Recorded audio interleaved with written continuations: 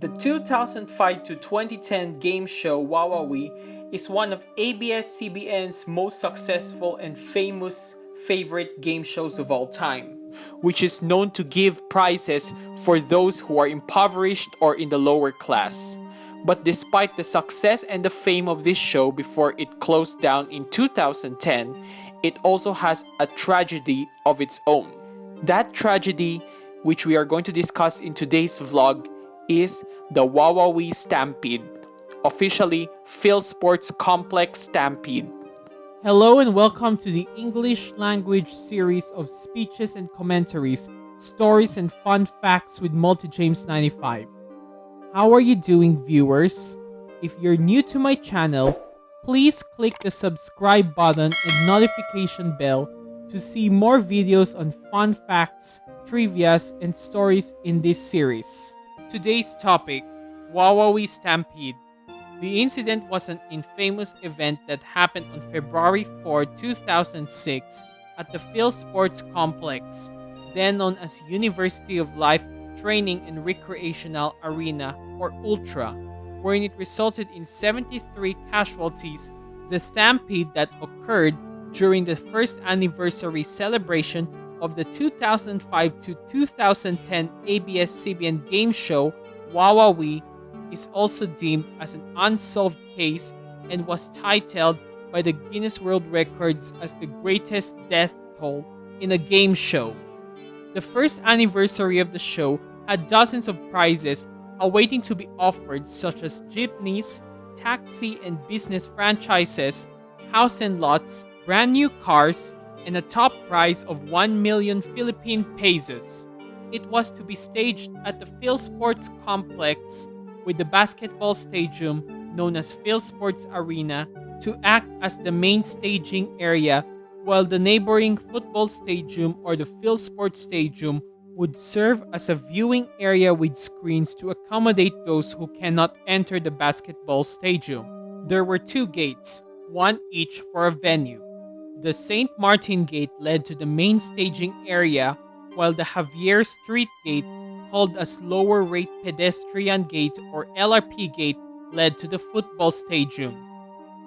On the eve of February 4, 2006, an estimated number of 30,000 people gathered and camped outside the PhilSports Complex for the first anniversary of Wowowee, which is to stage the show in the venue at 1 p.m. the same day. This number was 6 times larger than the usual 5,000 who attended the show's recordings at the ABS-CBN studios. The crowds of people range from lower middle class to mostly lower class who hail from the poorest parts of Metro Manila and nearby provinces, many of whom were either generally jobless or working low-paying jobs and were attracted by the show's promise of instant wealth. By the break of dawn, the show's organizers began handing out tickets to the crowd. Sometime later, a commotion arose. According to the investigation by Task Force Ultra, the commotion began when an organizer announced that only the first 300 people in the line would be allowed to participate in the pera o bayong, literally money or basket, segment of the show, which offered a prize of 10,000 to 50,000 pesos. This was said to have excited the crowd and caused others to be agitated, which resulted in pushing and shoving to get ahead of the queue, hoping to be among the first 300. A similar testimony was given by a survivor named Mirna Book, whose 4-year-old daughter Apple perished in the incident. The mother and child camped out the night before to await the chance to get a ticket and noticed many people endured heat, sweat, hunger, and sleeplessness to win the said prizes. By daybreak, they cut ahead of the line, but this was not bothersome to the people already in queue, as they must have noticed the 4-year-old Apple, which made them think that they should let families with little children and elderly people ahead of them. But as people in front of the line and near the LRP gates were granted access to the football stadium, the crowds became more impatient and started pushing forward and shoving, prompting security guards to panic and shut the entrance gates in order to control the crowd. Witnesses and several survivors stated that the stampede began when the already impatient crowd continued pushing and shoving, causing one of the barriers used to keep people in queue to collapse.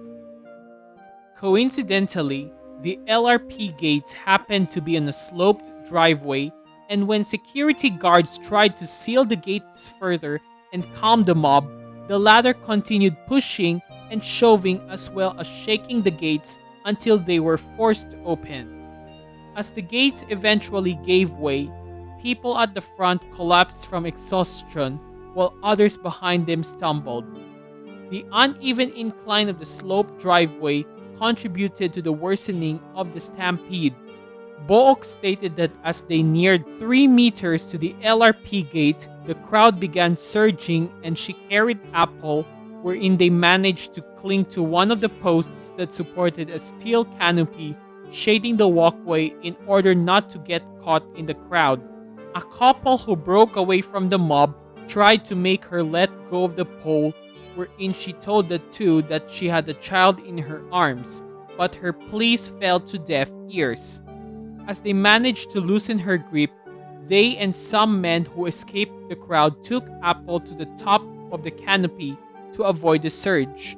In turn, they attempted to take Myrna on top too, but the sudden surge caused the rescuers to lose their balance. Apple jumped from the canopy and she was crushed by the crowd. In the aftermath, 71 or 73 were killed while hundreds were injured. The majority of the victims were female in gender and elderly people. Most of the injuries were not serious and many were treated and released. The cause of the stampede is still unknown. While Task Force Ultra already gave an official statement on their investigation, some survivors added new statements that in order for the others to enter, some rowdy crowd members shouted false bomb threats and other sorts of false alarms, which worsened the situation. News reports by foreign media like BBC, ABC, CNN, and so many more also theorized the legitimacy of these false alarms, but the authorities denied them due to lack of evidence. Task Force Ultra had also stated that besides the uneven incline of the driveway, the impatience of the crowd, and the organizers' actions, it was also implied that there was no coordination between the network and the authorities, which also contributed to the chaos. As a result of the tragedy, the network temporarily canceled the show and indefinitely postponed the anniversary presentation.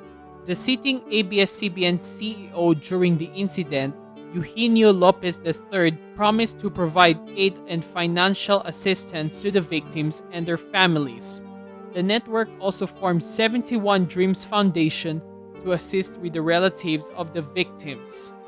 In the aftermath, the sitting Pope during the time of the incident, Pope Emeritus Benedict XVI, expressed sorrow over the incident and offered prayers for those affected, even dedicating a mass to the victims. Simultaneously, the hosts, producers, and the director of Wowowee's rival variety show on GMA Network, Eat Bulaga, offered a minute of silence and prayers for the victims of the stampede before they started the show. They also did the same thing on the first anniversary of the disaster in the year 2007. ABS-CBN later thanked their rival network for their prayers and sympathies. On the second anniversary of the show, coincided with the first anniversary of the disaster, Wowowee offered its last segment as a candlelight vigil in memory of those who were killed in the incident. Willie Revillame gave a short statement, and the show ended with Yeng Constantino singing her original song, Hawak Kamay. Were no lessons learned from this tragic event? The truth of this case may never be known. Hey MultiJames95 fam! Thank you for watching this video. If you do enjoyed it, please click the like button below, and if you're new to my channel, please click the subscribe button and the notification bell to get updated on whatever content or video is coming up on my channel. If you want to see more videos related to this series, you can see the next video above or the playlist of this series below. In addition, MultiJames95 is on Patreon and PayPal, so if you want to get some perks and benefits, as well as donate or support me, the Patreon and PayPal links are also in the description. Once again, this is MultiJames95. Thank you for coming by, and I look forward to seeing you again in our next video.